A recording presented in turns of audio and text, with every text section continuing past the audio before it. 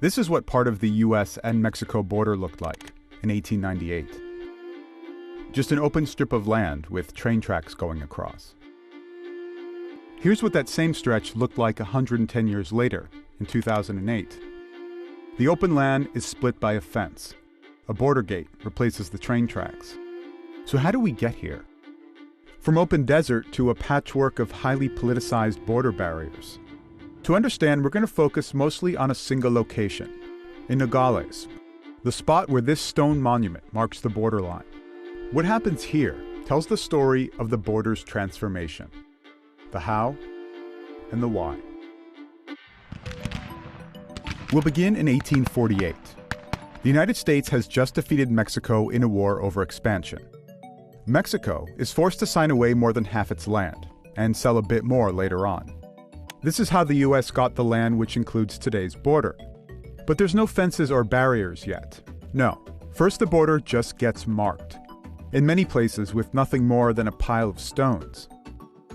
These stones are at the spot I mentioned that we're going to focus on, outside a saloon in Nogales. The saloon is on the US side. There's essentially free movement back and forth. But these rocks hardly mark the border accurately.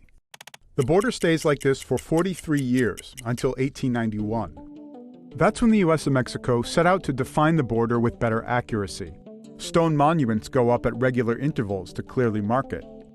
If we go back to the saloon, Monument 122 stands where the pile of rocks once was. The monument will remain, but the saloon will be torn down. Why? In 1897, the president orders that several buildings be demolished in order to clear a 60-foot wide path along the border. Mexico has already done this. The path is cleared to make smuggling easier to spot. Not drug smuggling. This is smuggling of everyday goods to avoid import and export taxes. The new tract of open land also emphasizes the growing separation between Mexico and the US. Still, there's no border fence in Nogales, not yet. But in rural areas, there's a problem only a border fence can solve. Ticks. In the early 1900s, ticks are causing disease among cows in rural areas. Those cows are crossing back and forth over the border.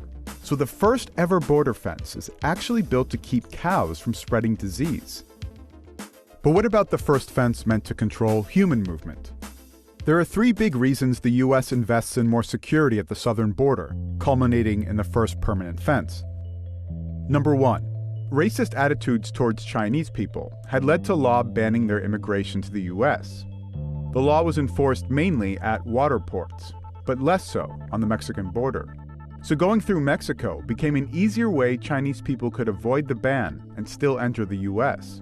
But the large number of people showing up along the southern border eventually drew stricter security. Then in 1910, a revolution breaks out in Mexico. That leads to reason number two for a security buildup. The US sends troops to the border to stop the fighting from spilling over. Here's that monument I showed you earlier, where the saloon once was. This time in 1913. Then, World War I. Reason number three for the security buildup. US troops stay on the border. There's paranoia in America that German spies might cross over from the Mexican side.